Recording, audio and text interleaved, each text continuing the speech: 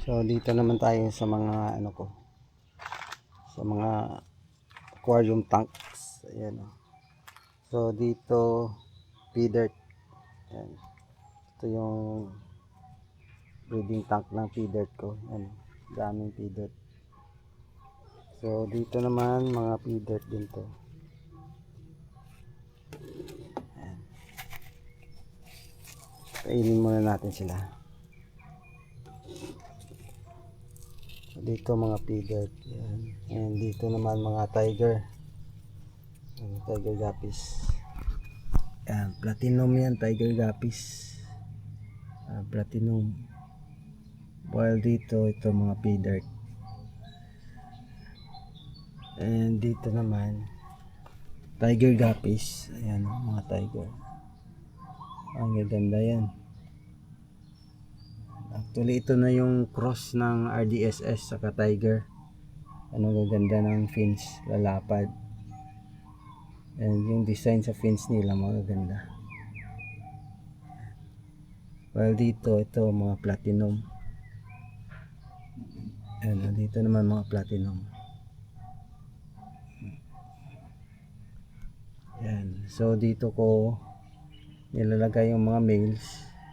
Pag may nakita ako ng males na maganda yung traits, yun na yung nilalagay ko doon sa ano, breeding tank. At katulad nito, ito maganda yung traits nito. So yan. Maganda yun siya.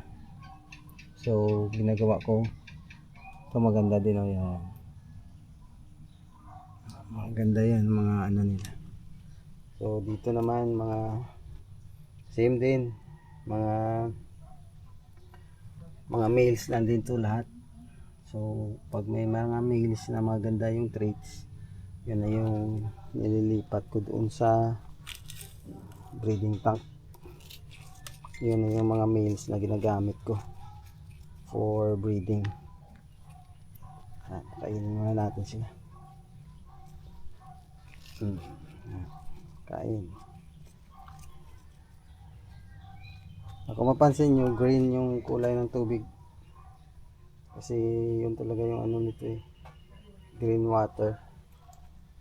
Kapag naarawan kasi, direct sunlight, nag-green yung tubig. Pero okay lang naman yun kasi ano naman yan. Green water algae. Ayan, gustong gusto yan ng mga guppies. So dito, ayan, green lang din ang kulay ng tubig. So wala pa naman may namatay dyan. Yan.